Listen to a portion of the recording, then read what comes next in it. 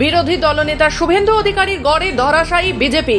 পূর্ব মেদিনীপুর জেলার কাঁথি ৩ নম্বর ব্লকের কুসুমপুর গ্রাম পঞ্চায়েতের যশা বিশা হৈবতপুর সমবায় কৃষি উন্নয়ন সমিতির নির্বাচনে জয় জয়কার তৃণমূল প্রার্থীদের। মোট 9টি আসনে 9টি আসনই দখল করল শাসক দল।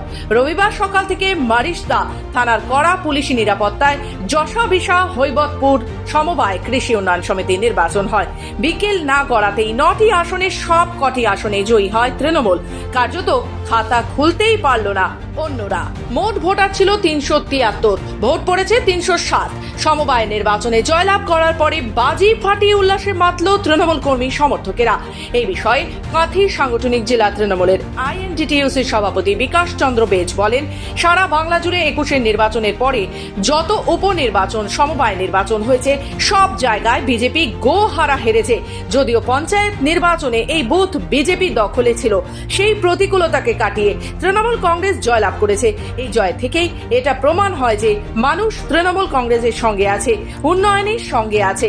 সারা বাংলা জুড়ে আমরা 2021-এর বিধানসভা নির্বাচনের পর থেকে যদি দেখি, অনেক উপনির্বাচন হয়েছে, কখনো বিধানসভার উপনির্বাচন, কখনো লোকসভার উপনির্বাচন, কখনো পৌরসভার নির্বাচন, আবার দিকে দিকে যখন সমবায় ব্যাংকের নির্বাচন হয়েছে ভারতীয় জনতা পার্টি গোহারা হেরে। এবং আমাদের কাঁথি 3 নম্বর ব্লকে অনুরূপ আমরা কয়েকদিন আগে ওলমাই সমবায় সমিতিতে 9টা সিট আমরা জয়যুক্ত হয়েছিলাম। তারা অনেক কুৎসা অপনিন্দা করেছিল এবং সেই জোনটা ছিল, সেই সমবায় সমিতিটা ছিল, আমি পঞ্চায়েত সমিতি ওইখান থেকে নির্বাচিত হয়েছিলাম। নির্বাচনের ঠিক পূর্বে মিডিয়াকে দিয়ে অনেক অপপ্রচার করেছিল যে বিকাশ বেজ এখান থেকে এই পঞ্চায়েত সমিতির সভাপতি হয়েছে। এখানে মানুষ নিশ্চিত তার যোগ্য জবাব এই নির্বাচনে দিবে। শুভেন্দু অধিকারী গড়টর লিখছে, সেটা নিয়ে কথা নয়।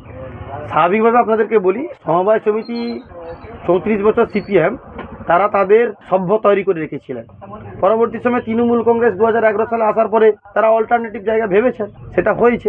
বিজেপির কোনো কার্যকর্তা বা বুথ লেভেলের কোনো মানুষ, কৃষক, তারা সমবায় সমিতিতে মেম্বার হতে গেলেও তাদেরকে করানো হয়নি। কেন করানো হয়নি? তাহলে পরে বিজেপির সংখ্যাটা বেড়ে যাবে, জিতবে। এখানে তো একটা নির্দিষ্ট পরিমাণে মানুষ ভোট দেয়, নির্দিষ্ট পরিমাপের মধ্যে। এখানে তো আর যে একটা সাধারণ নির্বাচন হচ্ছে, পঞ্চায়েত নির্বাচন বলুন, লোকসভা বলুন, বিধানসভা বলুন, এরকমটা তো নয়। কেবলমাত্র সেই সমবায় সমিতির যারা সভ্য, যারা মেম্বার আছেন, যারা লোন নিয়েছেন, তারাই ভোট দেয়। 26-এর বিধানসভা নির্বাচনের আগে এই জয় শাসক দলকে বাড়তি অক্সিজেন যোগাবে বলেই রাজনৈতিক মহলের মত। পূর্ব মেদিনীপুর থেকে রাজীব নন্দের রিপোর্ট, খবর বাংলা।